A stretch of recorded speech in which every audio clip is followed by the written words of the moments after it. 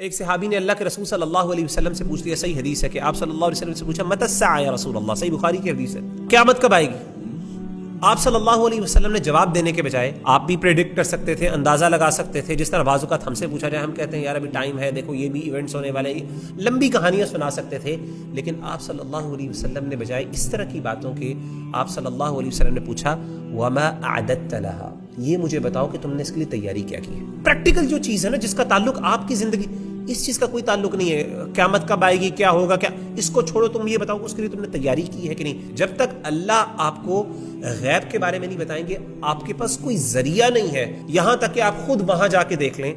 یا آپ کی اپروچ یا ایکسس نہ ہو جائے، تب تک آپ اس کے بارے میں کوئی حتمی بات نہیں کر سکتے۔ You are dependent upon the report, you are dependent upon whatever Quran and the سنہ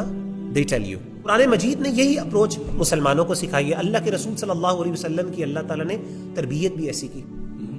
اور اللہ کی بھی اپروچ یہی ہے، اللہ کے رسول صلی اللہ علیہ وسلم کی بھی اپروچ ہے۔ قرآن مجید کی مثال لے لیجئے،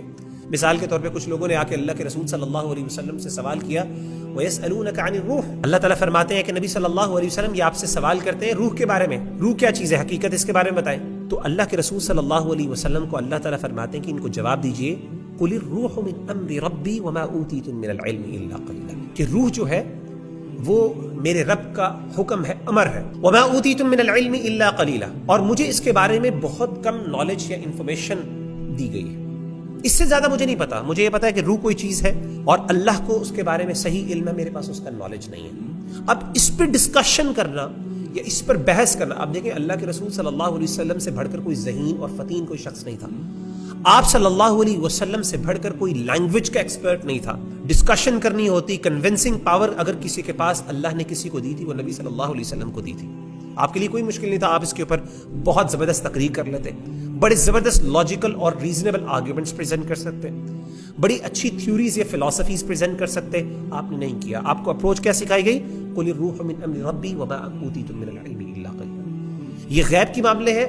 یہ غیب کی باتیں ہیں، اس کے بارے میں قرآن اور سنت میں جتنا قرآن نے، اللہ نے جو وحی کے ذریعے مجھے بتا دیا ہے، بس وہی مجھے پتا ہے، اس کے علاوہ مجھے کچھ نہیں پتا۔ اور اسی چیز کو آپ صلی اللہ علیہ وسلم نے پسند بھی کیا، اور اس کے مخالف اپروچز کو آپ صلی اللہ علیہ وسلم نے سخت ناپسند کیا، اور آپ نے صحابہ کو کئی دفعہ اس پر ریپریمنڈ بھی کیا تربیت کے لیے، تاکہ ان کی بھی تربیت ایسی ہو جائے۔ اس سے فائدہ کوئی نہیں ہے، لا یعنی بحثیں،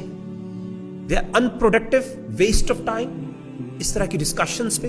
اور اس طرح کی باتوں پر کہ جی نفس کیا ہے، روح کیا ہے، اس کی حقیقت کیا ہے، اس کے کمپوننٹس کیا ہے، کس چیز سے بنی ہے، اس کا یہ اثر کیا ہے۔ ہمیں ہمارا دین نے جب وہ چیزیں بتائی ہی نہیں ہے، نہ ہمارے پاس کوئی اس کا سورس ہے ادر،